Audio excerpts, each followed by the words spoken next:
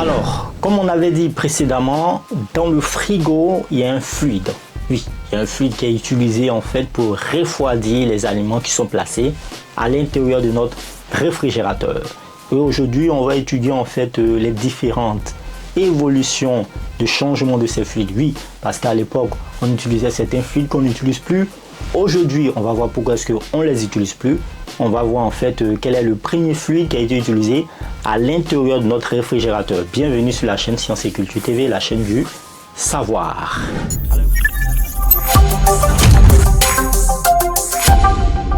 Alors, il faut savoir ici que les premiers fluides qui ont été utilisés, comme vous pouvez les voir tout à l'heure, on l'a dit précédemment, c'est l'éther et l'ammoniac. Donc, ces fluides étaient utilisés aux environs du 19e siècle dans les réfrigérateurs afin de refroidir nos aliments. Donc, comme on l'a dit, l'éther, c'est un composé qui s'évapore rapidement et en s'évaporant, il puise en fait dans son environnement extérieur de la chaleur pour s'évaporer. Du coup, il refroidit son environnement extérieur. Donc, c'est un très bon élément pour être un fluide frigorifique. Le fluide frigorifique, c'est le fluide qui est dans notre réfrigérateur. Et c'est quoi un fluide? Un fluide, ça peut être un liquide, un gaz, etc.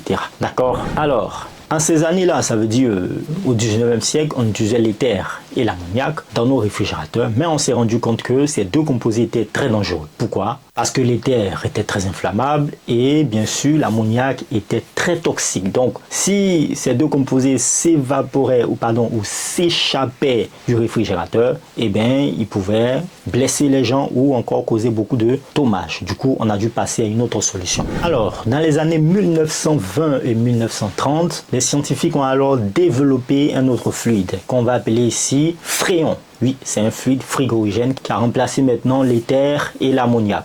Alors, ce fréon-là, qui est appelé aussi CFC, CFC qui veut dire chlorofluorocarbone, ça veut dire c'est un composé chimique qui contient au moins un atome de chlore, un atome de carbone et un atome de fluor. C'est ça le CFC. Alors ce fréon était utilisé en fait dans les réfrigérateurs. Pourquoi? Parce que ce fréon en fait n'était ni toxique ni inflammable et en plus il permettait de faire le même travail. Ça veut dire il permettait de conserver les aliments qui sont dans le frigo en créant un environnement froid à l'intérieur de notre réfrigérateur. Cependant, dans les années 1970, les scientifiques ont remarqué que lorsque le fréon s'échappait du frigo, eh bien, ils ont la capacité d'aller dans l'atmosphère. Et bien sûr, quand ils sont dans l'atmosphère, précisément dans la stratosphère, ça veut dire entre 10 km d'altitude et 50 km d'altitude, eh bien, ces fréons-là sont capables de détruire l'ozone. Ça veut dire de détruire la couche d'ozone. Donc, si la couche d'ozone est détruite, attention,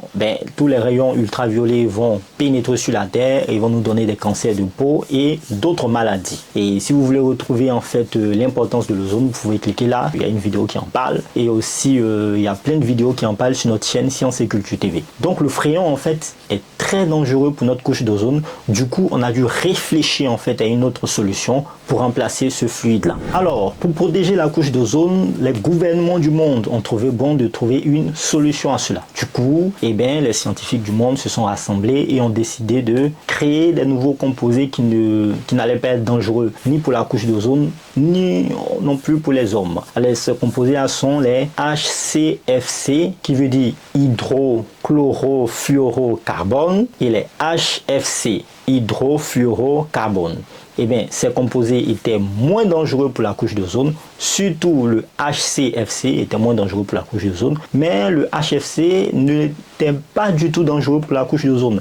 Donc, ce qui faisait de lui, du HFC, hydrofluorocarbone, un meilleur composé, un meilleur fluide frigorigène parce qu'il n'était ni dangereux pour la couche d'ozone, ni dangereux pour l'humain, ni toxique, ni inflammable. Donc, c'était le meilleur candidat. Cependant, il y avait encore un autre problème. Oui, il y avait encore un autre problème. On avait dit que les HFC étaient un meilleur candidat, mais c'est vrai qu'ils ne détruisaient pas la couche d'ozone, ils n'étaient pas dangereux directement pour nous, mais les HFC hydrofluorocarbone contribuent au réchauffement climatique. Donc ce sont des gaz à effet de serre très puissants. Du coup, on a dû réfléchir à une autre solution aussi pour remplacer le HFC. Dans ce cas, il fallait créer en fait un nouveau fluide qui n'était ni dangereux pour la couche d'ozone, qui contribuait moins au réchauffement climatique et qui n'était pas dangereux aussi pour la santé humaine. Dans ce cas-là, les scientifiques ont proposé le propane.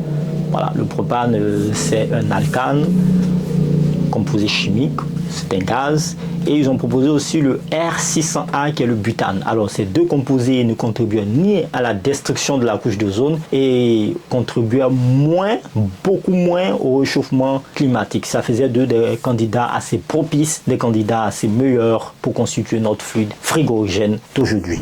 Alors il faut retenir de cette partie que au fil des siècles, les scientifiques ont travaillé énormément pour nous assurer aujourd'hui un présent meilleur. Au fil des années, ils se sont rendus compte qu'ils avaient fait des erreurs et ils se sont améliorés au fil des années pour qu'aujourd'hui on ait notre frigo qui est encore éco-responsable et qui ne pollue pas l'environnement, qui ne réchauffe pas la planète et qui ne détruit pas aussi la couche d'ozone et qui n'est pas dangereux aussi pour l'humain. C'est une très belle avancée.